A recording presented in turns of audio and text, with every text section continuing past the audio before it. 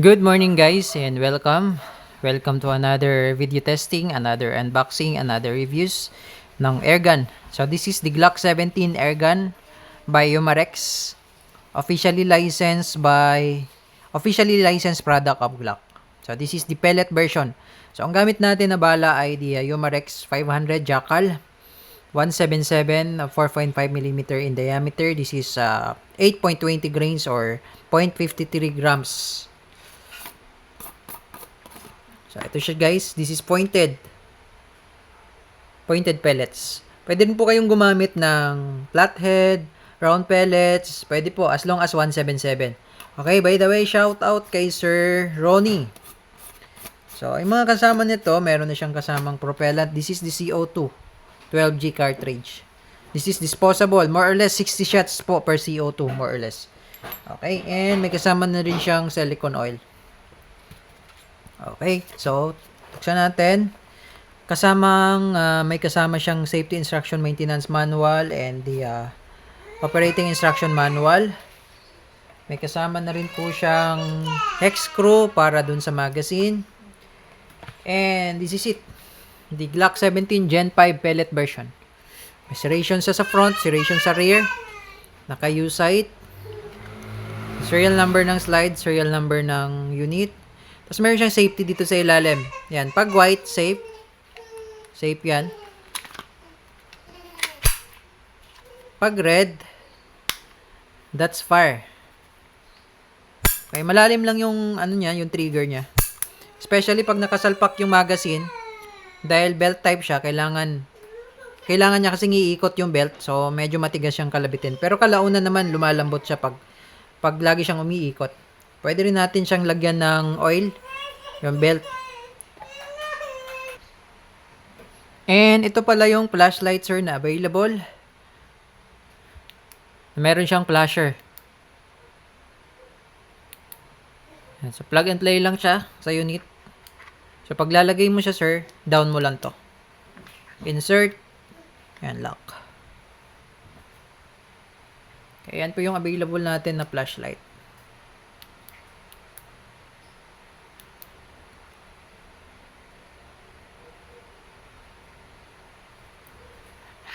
Yan.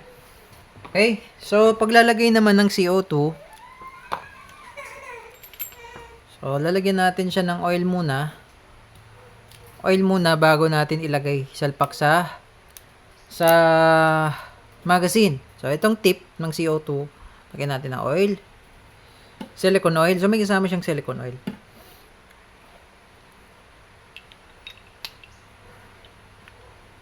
Tapos, push mo lang to, mag-base.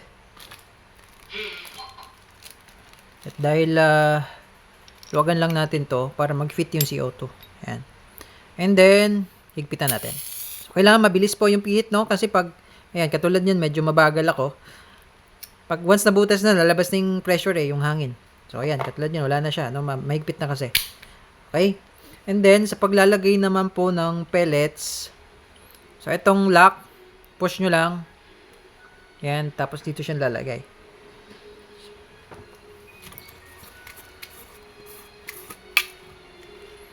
So, this is 21 rounder capacity po.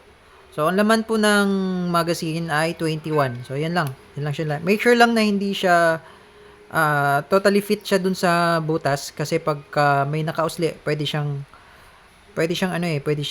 tawag nito. Pwede siyang hindi umikot yung belt kasi siya yung sasayad. Ayan. So, ang ikot ng belt, pwedeng clockwise, pwedeng counterclockwise. Ayan, 21 rounder capacity. Okay. Pupunuin natin. So, ayan po, napuno na natin. Ibabalik natin yung lock. Push nyo lang to siya. Ayan. And then, make sure na nakasentro yung butas.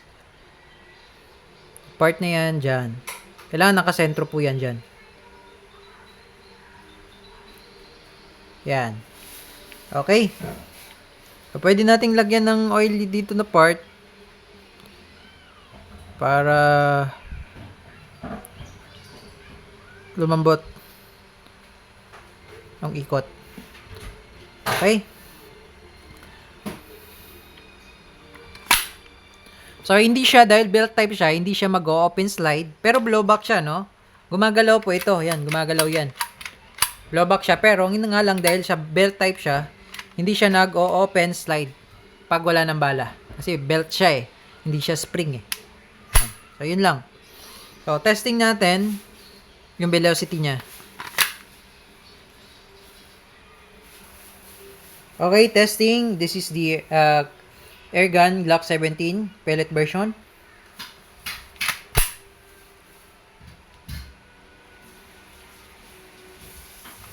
Firing. 421.8.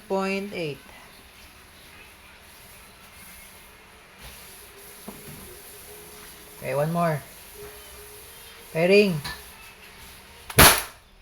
352.6. Firing. 396.2.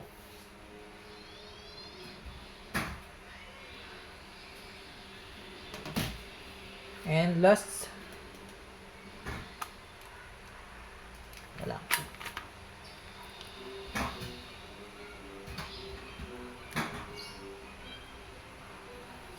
So, check natin kasi sumabit yung belt.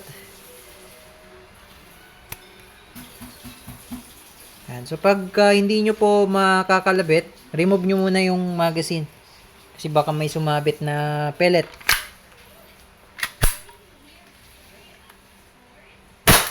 $416.2. 416.2.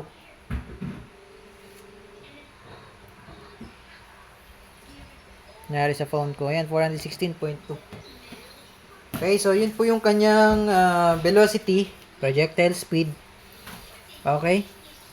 So, ang technique mo dito, sir, para hindi kayo mahirapan sa pagkalabit, pwede nyo siyang i-half. No? Pag maririnig nyo yung brake ng wall, lalo na pag meron siyang belt, pwede nyo siyang i-half, then tsaka nyo siya itutuloy. Yan. Papakita ko sa inyo. Okay, so ang diskarte po dito para yung sa kalabit niya maging smooth pa rin. Yan, makikita nyo, mafe-feel nyo naman. Mafe-feel nyo yung brake ng wall. Yan. Yan. Pagka nararamdaman nyo parang nag-brake na yung wall, tsaka nyo siya didiretso. Mas accurate siya. Pero kung medyo sanay na kayo, pwede namang diretso, kalabit. Yan. Ito diretso Yan. Nga lang, hindi ko siya matatamaan kasi iba yung accuracy eh.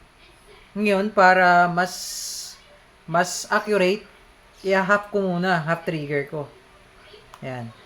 Tapos, sight ko, pag once na-sight ko na, diyan ko siya itutuloy. Hindi pa rin. Isa pa. Yan. Lakas niya, no? So, yun lang naman. Pero katagalan, lalambot lang naman yung ikot ng belt. Lalambot lang po yun. Bago pa kasi kaya medyo matigas pa.